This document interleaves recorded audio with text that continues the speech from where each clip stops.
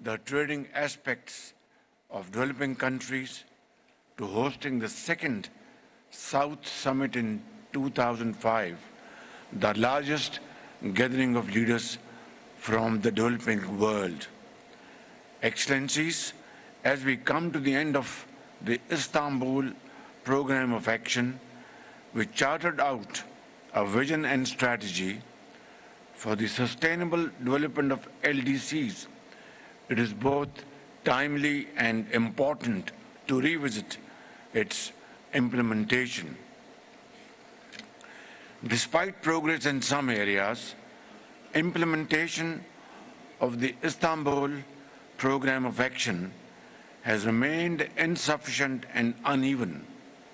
Only 4 countries were able to graduate out of least developed status.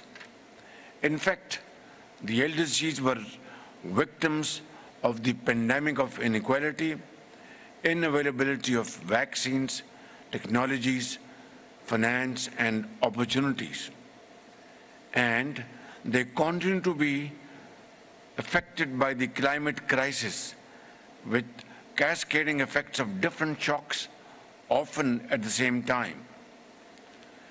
Ladies and gentlemen, while LDCs make up 14% of the global population, they account for only 1.3% of the global GDP, 1% of the global trade, and merely 1.4% of the global FDI.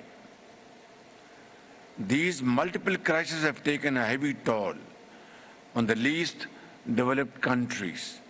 Their GDP growth has plummeted, international trade has shrunk, poverty and food insecurity has risen, inequality has widened. Due to these factors, developing countries like Pakistan have also suffered a severe setback to their developmental goals.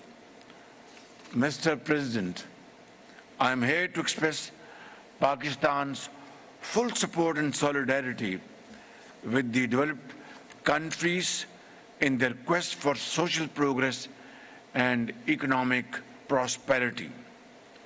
As we move towards the implementation of the Doha Programme of Action, Pakistan will continue to advocate several specific steps to advance sustainable development, including in the LDCs.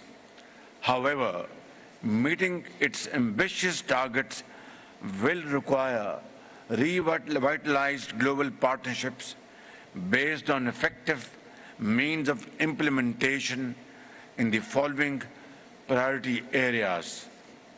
Number 1, we must address vaccine inequity through adequate and timely access to safe and effective vaccines for LDCs.